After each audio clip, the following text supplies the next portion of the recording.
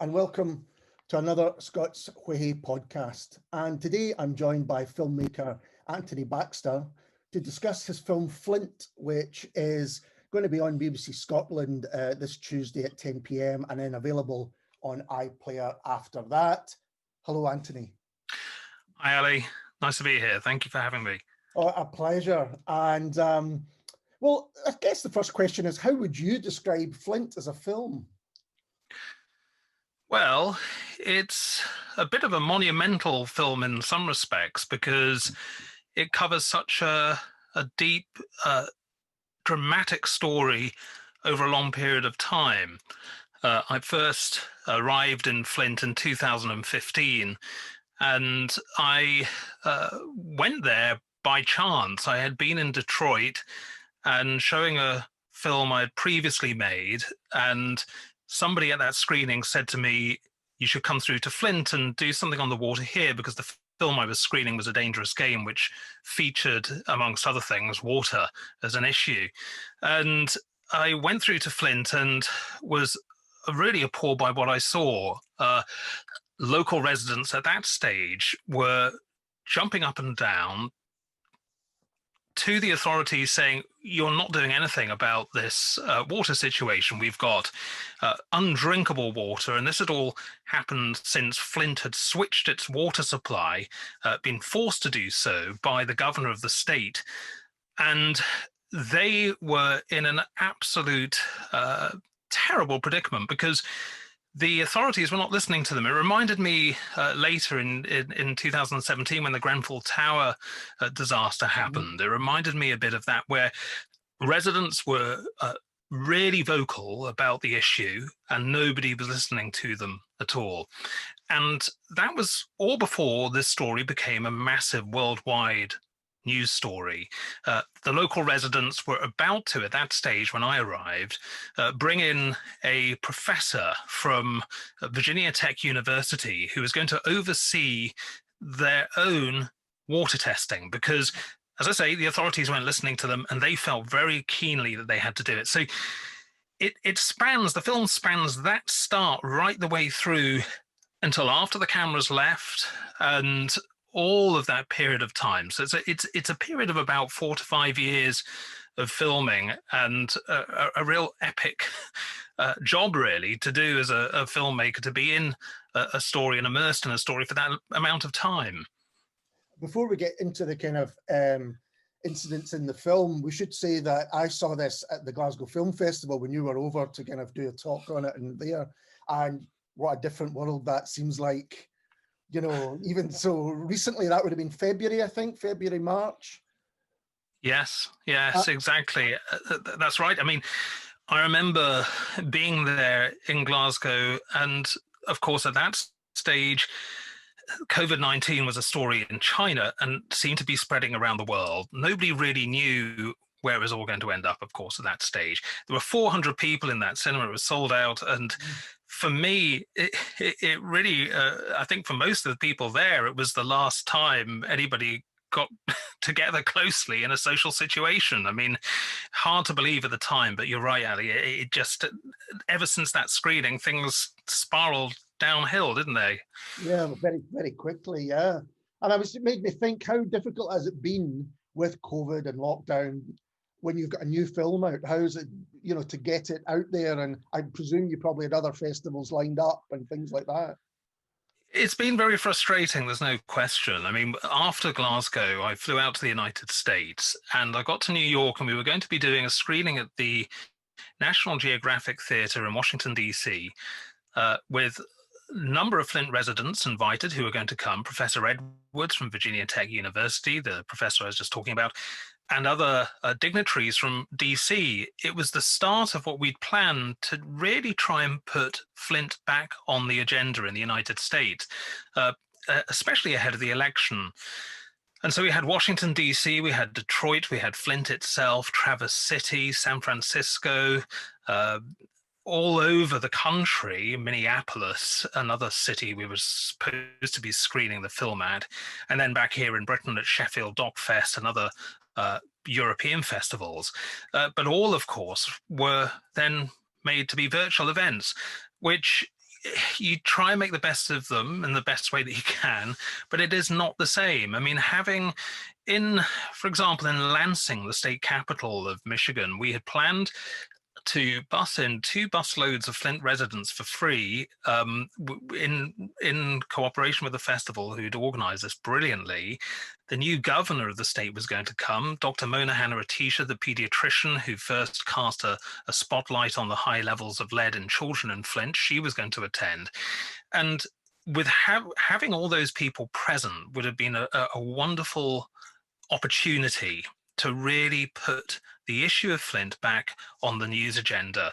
And it is very, very difficult for an small independent film to push through without that kind of opportunity.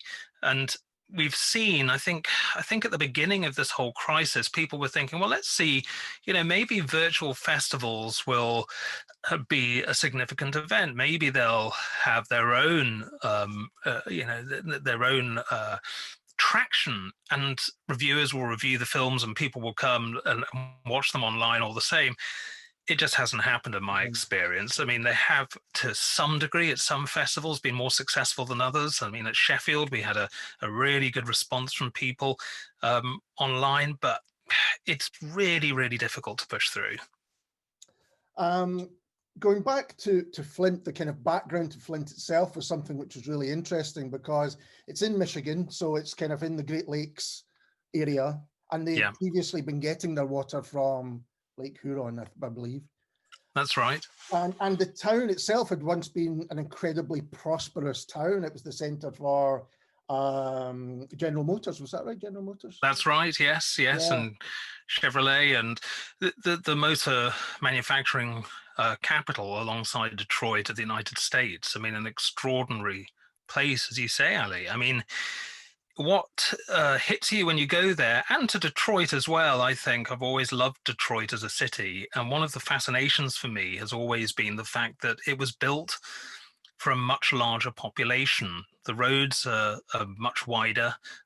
There is a number of streets, of course, all over Flint with abandoned houses, and where people have left because the jobs have gone. And so the infrastructure, and it's one of the issues that led to the terrible problems of the water, was the infrastructure was built for a much larger city. And so now, when there was an issue, as there was with the pipes, so the corrosive river water that, as you say, used to come from Lake Huron, their water, it was switched to the Flint River in order to save money. And that corrosive water from the river corroded the lead pipe infrastructure. And if you think of that huge network of lead pipes all underground across a city that was built for a much larger population, you can see just how terrible that can be and how difficult it is to fix. And of course, as I'm sure we'll get onto, the residents of Flint don't believe the situation has been fixed. One of the things that they asked for right from the start was for all the pipes to be ripped out of the ground and replaced. And although the mayor, Karen Weaver, at the time did her best, I think, to try and get that action plan in place, only a fraction of the pipes were actually replaced. And most of them are small sections of pipe that run from the mains into people's houses. So it's been a really, really difficult thing to watch in a city where the jobs have already gone. As you say, it has per capita the highest murder rate of any city in the United States. It's one of the poorest cities in America, and disproportionately, of course, it affects the African American community, because that is the largest community in the city, just by percentage. And yet again, they have gone through so much.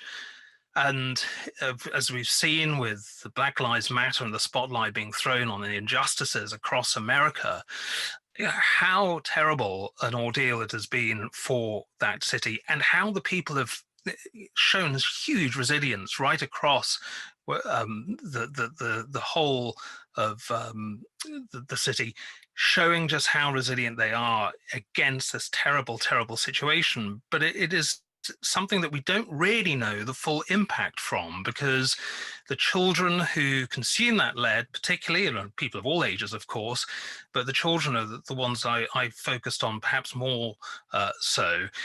We don't know the full impact that this is going to have over the course of their lives because it hasn't played out yet.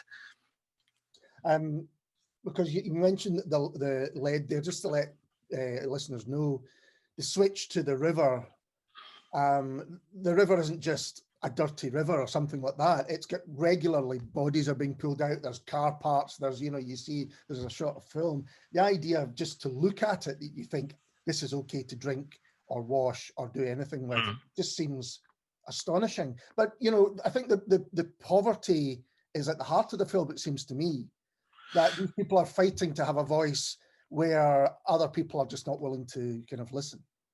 That's right. I mean, I think that is true across the world, isn't it? And it reminds me of, as I say, of the Grenfell Tower situation in London, where people in a poor community setting without the access to the decision makers, unless they go and shout loudly and try and get the ear of decision makers, they're just not listened to. And it was really, really frustrating to see this play out over so long, particularly when you already had in 2016, it was when the election was happening, of course, and Hillary Clinton, Bernie Sanders, and Donald Trump all came to Flint and all promised to fix it. President Obama came in one scene in the film, and that was the great hope for the people there, particularly the African American community, of course, when Obama came, and they felt utterly let down because he drinks the water, which by that stage the scientists are saying is safe to drink. But nobody believes what they're being told because that trust has been completely shattered already. They've been told, well, back in 2015 when I was there first in the summer, that the water was safe. It certainly was not. It had huge levels of lead, toxic waste levels of lead, according to Professor Mark Edwards from Virginia Tech. But as you say, Ali, it wasn't just the lead. I mean, the river had all kinds of other things in it as well, from dating back to this industrial past of Flint. And nobody really knows yet the full impact of all those other things. People reported hair loss, they reported skin rashes, they reported sickness generally. The water was brown in some cases, not in others. So there wasn't a kind of uniform way of knowing whether what was coming out of your tap was dangerous to you and your children and your family. So it really was a case of just living each day, hoping that things would be fixed. And the terrible thing about it, I remember when Governor Rick Snyder, the governor at the time, the Republican governor of Michigan, all he seemed to be doing, as far as the people could see, was coming on television and telling them it's safe now and that we're going to send in the National Guard to give you a case of water every one case of water per day at the max, at the highest peak of it. But to begin with, it was just even a fraction of that for a family to just have a case of water to be given to them as a response to an emergency, which had thrown the spotlight on Flint for all the wrong reasons around the world, was just extraordinary. And so you had this outpouring from celebrities, from people right across the country coming to Flint and doing all they could to help. I remember one lorry load of water that was transported by not wealthy people at all from other part of the country, and they had got together as a community, pulled in all this water, loaded a truck, hired a truck themselves, driven it to Flint, and were distributing it.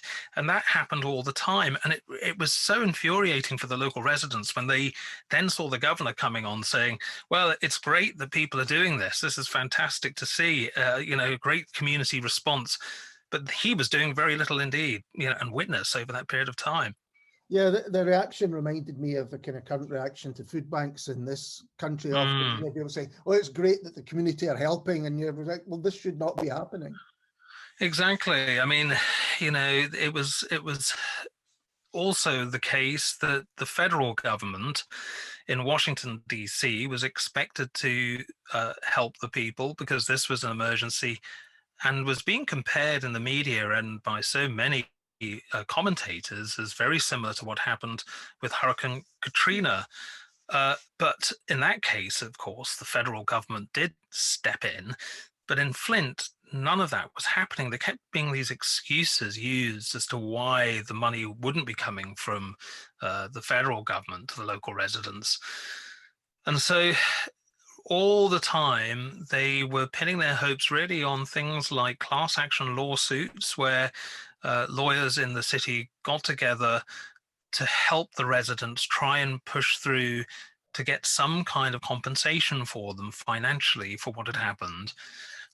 Because not only did they have the complete uncertainty of how this was going to play out over a period of time with their children, but they were actually having to pay so much more money for bottled water. And many people in Flint still shower with bottled water. They still don't trust the fact that the water, they don't trust the claim that the water is safe. I would drink, I think, the water there now, having seen the science, but I completely understand why people wouldn't. But I would certainly not drink it out of without a filter. And even then, it would be. I would have to think twice about it. I mean, I have in the odd cafe or restaurant in Flint drunk filtered water, but if I was going to stay there, I get bottled water, and that's, people have these elaborate shower systems rigged up in their homes so they can shower with bottled water, and that continues to this day. These are astonishing. It's the details are where it really hits home. And I watched it again last night, and it's, you've got someone who is saying it takes my family, I think a family of 3 or 4 hours to shower, just simply the logistics of it. Yeah. The one chap at one point goes, "This is my empty plastics for a week." And empties that, and it's a huge amount. And even the thing about, nowadays we're seeing push of plastic turning up in the water, and there you've got the water turning up in all this plastic. It was quite shocking to see. And then watching it now, with certainly the advice in this country to constantly be washing your hands. And I was thinking, for the people in Flint, who have been so traumatized by that very action, that's a horrific thing to have to be told. That's a very good point you just made, and it's one I think about every day. I mean, the fact that during the COVID crisis, we're all having to cope with so much more everywhere in the world. And one of the basic things that we do, thank ourselves for, or at least I do, is being able to turn the tap on and be able to wash our hands. Whereas in Flint, that is still something a lot of people will not do. And so there is a real fear, deep-rooted fear of what is coming out of the tap. So not only do they have that to cope with, but they also have, of course, COVID to cope with. And it's had a very dramatic impact in Flint as well. I was reading about some of the African-American pastors who were instrumental in leading their communities through the devastation of the Flint water disaster. 3 of them have died from COVID-19. And so you feel very, very much so that they just, there's no end to the impact of injustices for the people of Flint. And all you can do is hope that in the future things will turn out better for people there. And I feel very strongly I want to continue documenting really what happens in the future, particularly to the children there as well, and the children that I've followed, like Jalen, who is the son of Nakia Wakes, one of the local residents, and he's a great little boy who I think has just been so inspirational in his in the way that he's coped over the years. I've been following him with this whole situation, but it has had a huge impact on him and his learning, and on the learning of so many children in the city, because of not only the impact of the lead poisoning itself, but also the fact that the school system in Flint was struggling anyway, and there is, as we've already touched on, so much poverty in the city, and there is very little hope for a lot of people there, and crime rates are extremely high. It's very difficult to get through day by day with all of that and this water situation ongoing as well. And I mean, for a while, it was a big news story in America. But then at one point, one of the people says, well, what happens when the cameras go? And I take it news moves on, and they kind of have gone, haven't they? And the story is no longer in people's minds as much. That's right. They have. I mean, inevitably, the news agenda moves on. I think it struck me at the time how quickly that happened. You had the world's media there for a short window, and particularly when Bernie Sanders and Hillary Clinton came, and Donald Trump as well. And as soon as that all disappeared, yeah, there was very little coverage of the story. And as a filmmaker, it was something that was a real challenge for me, because I remember very early on in proceedings, when I was first there in 2015, there was quite a lot of interest in the film and the fact that this film was being made by the usual people that you'd go to for funding a project like this. But as soon as it became a big story, they said, the various broadcasters said, well, we're no longer interested because it's been covered by the news. And my argument was always, well, what happens when the cameras leave and the people this story isn't going to go away. But there was very little interest in following it up. So, yeah, it's ironic, really, that of the people who supported this film, BBC Scotland, Creative Scotland, and not an American broadcaster involved with it at all. And I think that the people who saw the film in Glasgow, and certainly, we'll see when it's broadcast on BBC Scotland, I think, as you've touched on already, Annie, people are shocked to see that this is happening in the United States. You tend to think of America having things sorted out in terms of infrastructure and in terms of if something goes wrong, it will be fixed. And I think to see that happening in the the richest country in the world with so little regard, it would seem, from authorities to the residents was really shocking, and also to see it just carry on for so long. Yeah, because as you say, it goes on over years and years and years, and you get these powerful testimonies from the pediatrician, as you say, just what it's doing to children and what the long-term effects of these things are. But yet you would hope that there would be immediate help, and just never has happened. Yes, it's a real failure of government. And I think one of the things that we talk about, certainly in the film, which is so relevant to audiences everywhere, whether you're in Flint or here in Scotland or wherever you are in the world, is this element of this whole business of trust in authority, and how it is completely shattered in Flint, but also everywhere, really. And what do we do when we're in that kind of situation, when we cannot trust the people in power who are telling us what is safe and what isn't? We see it every day here, of course, with coronavirus. We don't know whether what we're being told is true a lot of the time. We feel that statistics are sometimes being manipulated to spin a certain line that the government wants to push forward. And it's difficult in that situation to always work out what is fact and what is fiction. And I think for the people of Flint, they've been living that for so long. And I think we have a lot to really learn from the way they have dealt with it. And say they're incredibly resilient, incredibly just great humanity from the people there. I think perhaps it's because they've been through so much with General Motors. Think back to the sit-down strikes and how instrumental Flint was in changing labor laws right across the world.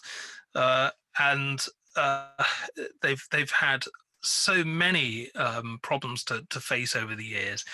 But this business of trust and the element of who can you trust is something which I think is it will resonate with audiences, I hope anyway, everywhere, because of particularly the situation we all find ourselves in at the moment.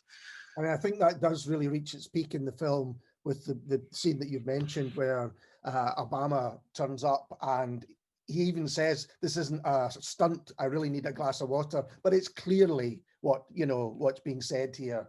And you can almost feel through the screen people being let down and deflated by what they view there. This man who they probably had as, if anyone's going to listen to it, it's going to be Barack Obama, and some of them just almost give up. Yes, I mean, the disappointment amongst the community was so striking at that moment, because this build up to Obama's visit was huge. It was late in coming. He hadn't arrived when people really wanted him to come. And so when he did arrive in the city, there was a huge anticipation, because people felt at last, we have an African American president of the United States. He will understand what we're going through. And on the one hand, I can understand why he did it. He was trying to show that the water was, according to the scientists he was listening to, safe to drink with a filter.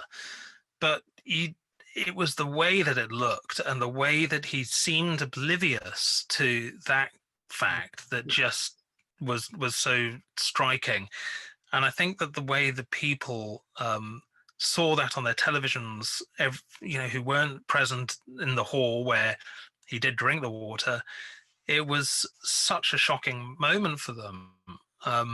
And that, I think, was something. I think one of the residents says to me, at that moment, I lost all faith, all trust in authority, because here was Obama, and I thought, wow, even he doesn't understand, what we're going through. And it's something I think that people will never forget there. Yeah.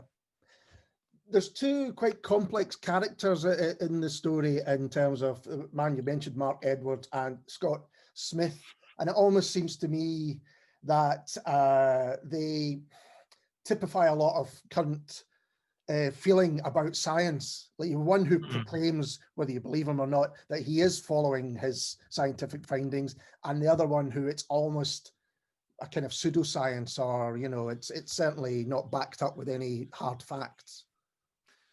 Yes, Scott Smith arrives with Mark Ruffalo, the actor Mark Ruffalo, who people know recently, of course, from his starring in the film Dark Waters, in a water-related drama.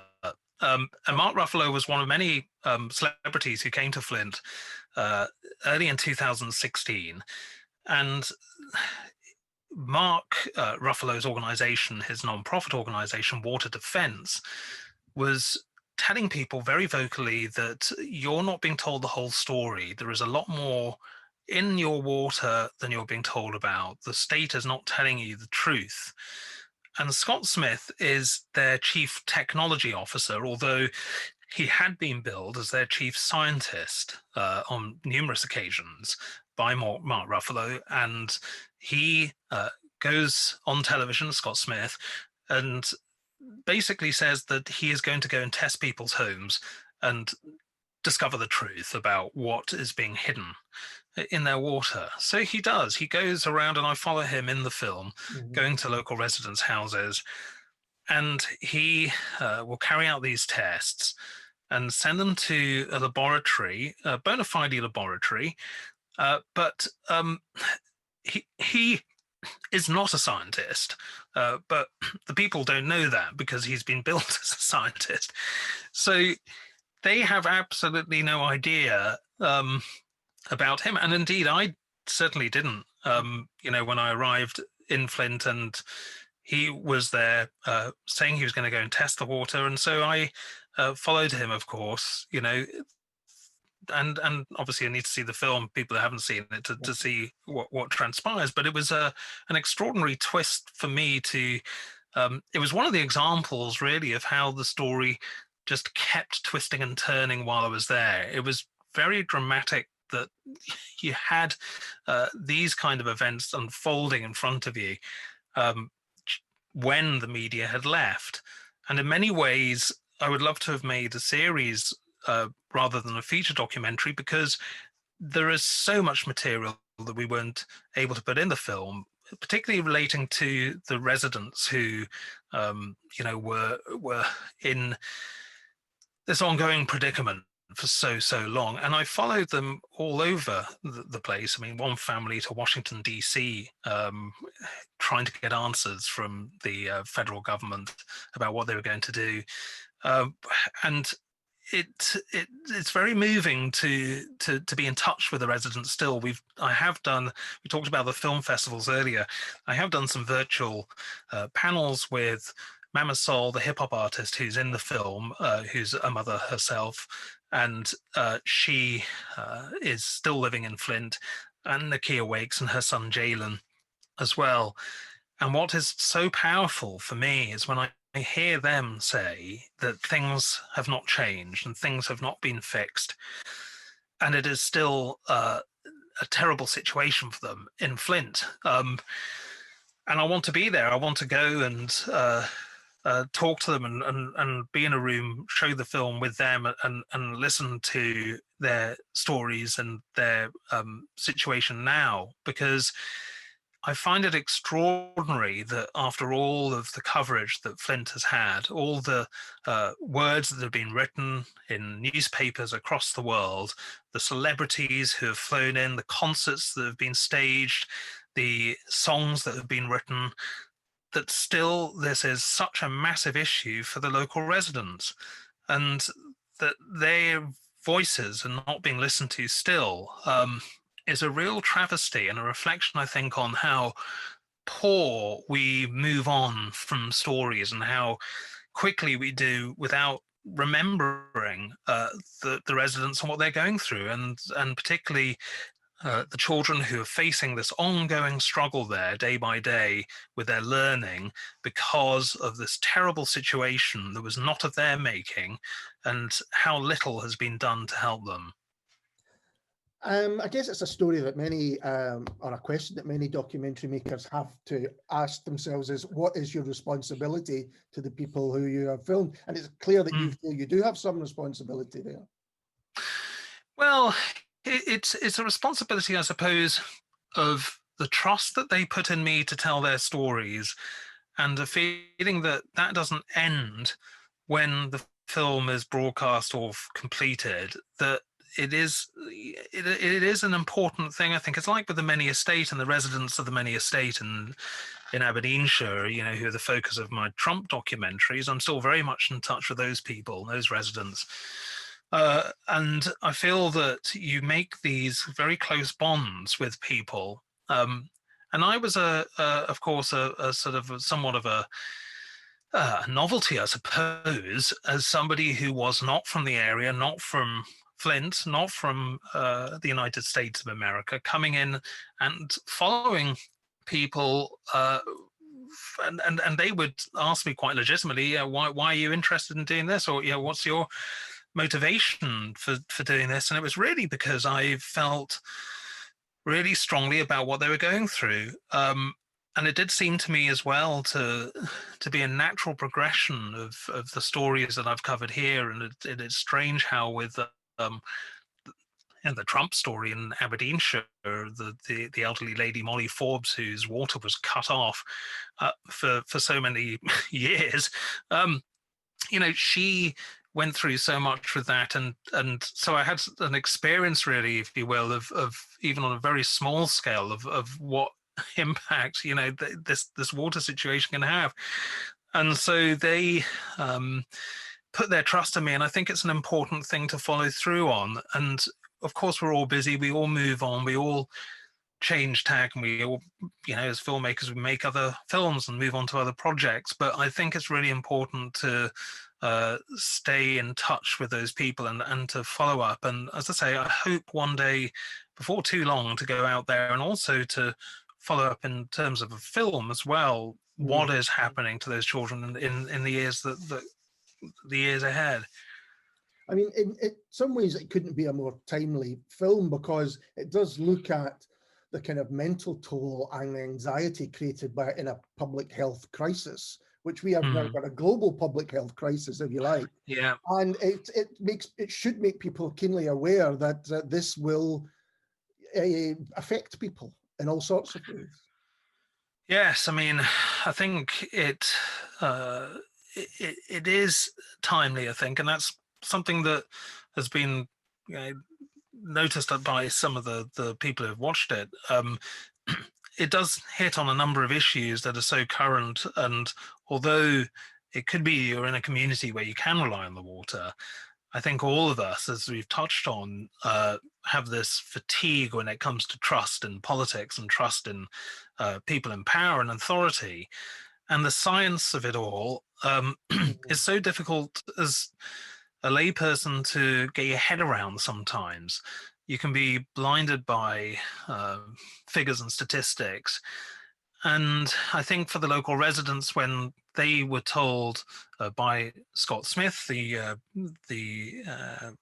chief technology officer for water defense, that there was more wrong with their water than perhaps they had been aware of, and he would hand them these reams and reams of paper with everything that was in their water, and you're picking that up, that pile of papers. What are you to make of it? How do you decipher that information? How do you know that information is going to be harmful to you?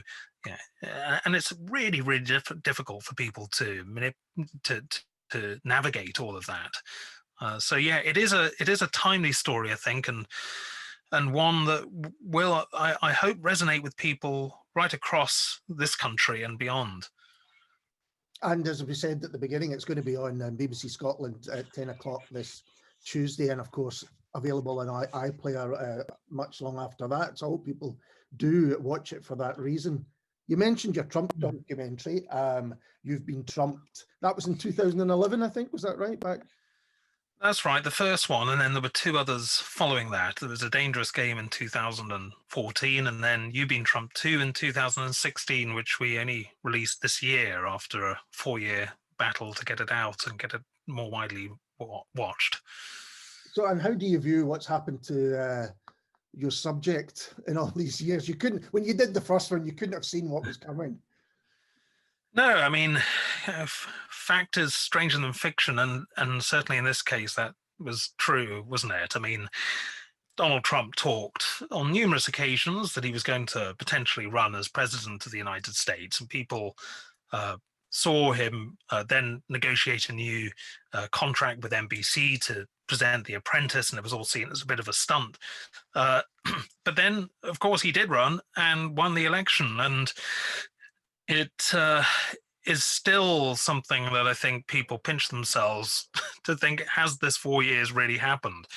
For the people of the Many Estate, who were the first in the world to call Trump out as a liar and to predict the impact that he would have on the world if he ever became president of the United States, it is an extraordinary tribute to their foresight to see how things would unfold.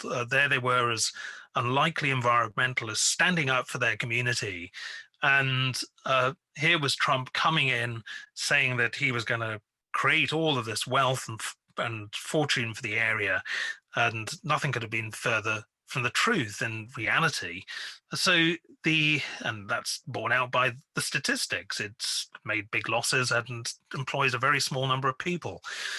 And so that extraordinary twist in the story is one of the things I think that that particular story will never really go away. And in fact, I'm involved with a drama production which is going to be telling that story in dramatic form, and it's an example really of the longevity of that and power of that story, because it's uh, very true to say that those people were in a David and Goliath battle. And in many ways, the people of Flint were as well, because they were battling people in power and authority and feeling that their voices weren't being heard. So there is a kind of common denominator there, really. No, absolutely. Absolutely. Well, Anthony, thank you so much for talking to me today. It's been a pleasure. Well, thank you, Ali. No, thanks very much for having me, and thanks for your interest in the film. And I hope people here in Scotland will be able to watch it and wider I hope so, because it's a great film. In fact, at times you were saying about how these different characters, it almost felt like a drama that maybe, directed by David Fincher or something. You don't know who's the good guy and who's the bad guy, and then it all twists around. So it really is a fantastic film. Oh, thank you, Ali. It's very kind of you to say. I really appreciate it. Thanks very much for your interest now, and also back then as well, when we were talking before the festival, and I was very keen to speak to you because I felt it would, but then at the time, as we know, we just didn't really know how people were going to see it for a while. So it's great now that people can, and it's actually, I'm very grateful to BBC Scotland for showing faith in it, because it is, unusual to have a film that is not about Scotland of that length shown for the first time on the BBC Scotland channel, and I take my hat off to them for doing it, because it's tremendously supportive to me, but it's also great for people here to be able to watch it.